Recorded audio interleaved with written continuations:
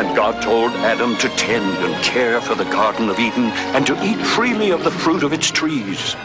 All but one tree, this one, the tree of knowledge of good and evil. God warned Adam that eating the fruit of this tree would make him know right and wrong, good and evil, and he would be doomed to die.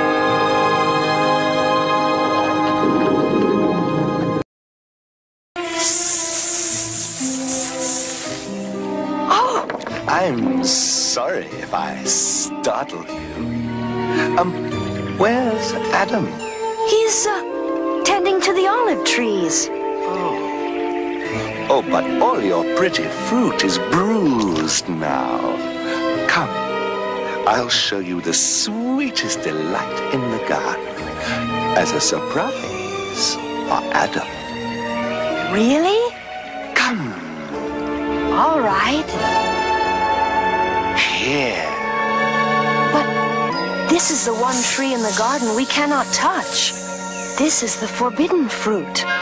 Did God really say you must not eat from any tree in the garden? Surely not. We may eat the fruit of any tree in the garden, except for the tree in the middle of the garden. God has forbidden us to either touch or eat the fruit of that tree, for if we do, we shall die. You believe that nonsense? Of course you will not die. God knows that as soon as you eat it, your eyes will be opened, and you and Adam will be like gods yourselves. See? You touched it, and nothing happened. Now, taste it.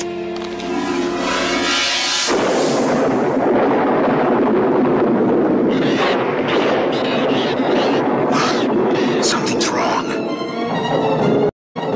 Taste it. Taste it.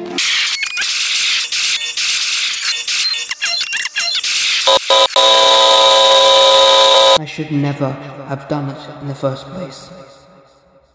What was I thinking?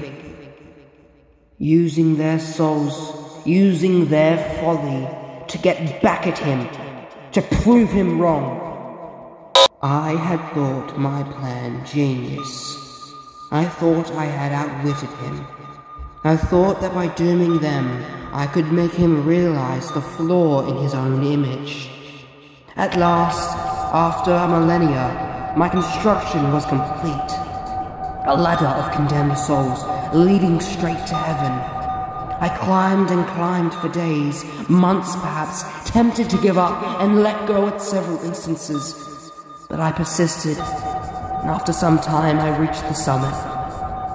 There it was, the gate to the aether, a simple manhole carved into the rock. I removed the lid and squeezed through the tight compartment. At once, the ethereal glow shot down on me, and I felt almost lighter, more pure, angelic. And the path to the pearly gates was paved for me, and so I followed the cloudy steps, expecting to meet my Maker, to meet our Father on the other side. I walked for hours, seeing no sign of life. It was quiet, tranquil. It was the exact antithesis of my world. I had forgotten it. Eventually I wound up by the shining marble and gold. I was expecting an audience. They had been waiting for me, I was sure. But the door was wide open. I passed the gates and soon found the rest of the place was soulless. Except for one. I approached the figure with great haste. The odyssey had been arduous, and I had felt more alone than ever before. The figure's face soon emerged, perfectly shaped, with eyes of deep ocean blue, lips cherry red, and the skin fair and soft, where mine was harsh and charred. It was Gabriel, and he addressed me so, as the fallen one, as the first morning star, and we exchanged briefly our laments. He told me he had been waiting for me, and thereupon I asked of him, "Where does our Father now reside?" To which Gabriel gave a chuckle, saying, "Beyond. He has grown tired of this world, of its sickness, and he has moved elsewhere. unto a new world and has brought his kingdom with him. It was then I realized the truth, that I was just a pawn, that I had just been another dummy in his test, just like the mortal kind. The plan I spent concocting and implementing for eternity was smothered from the very beginning. At the start, when I made that fatal mistake, when I doomed humanity, when I doomed us all, I looked back up to Gabriel and suddenly I was anew. I was no longer the fallen one, but the redeemed. I was Samael once more. I felt the difference. I felt the good. It was strange.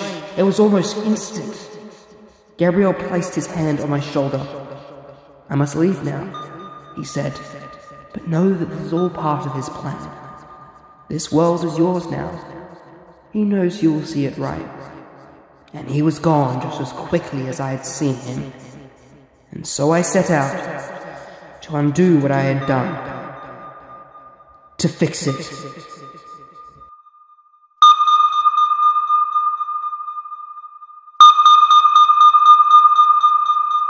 If you could look through a kaleidoscope and see every pattern of hope, every color of possibility in the universe, and all the lines dictating the impacts of every action that could be in infinity, would you be able to save it?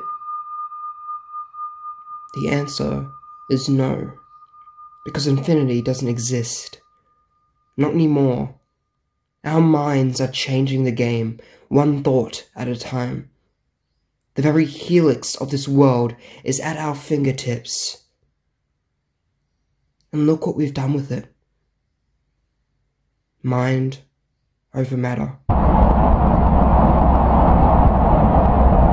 This is Harlow Adams coming at you live from Sapphire Peaks, the radio station in your head. Now, folks, the world as we know it may have just come to an end, but not all is lost. We are not lost. I know you can all hear me out here, drifting about. We may have been cut off from our mortal engines, but you can feel it, can't you? We prevail. We endure. With no hell to chain us down and no heavens to lift us up, we float on in the void, in the absence of everything. Now we're in for a long ride,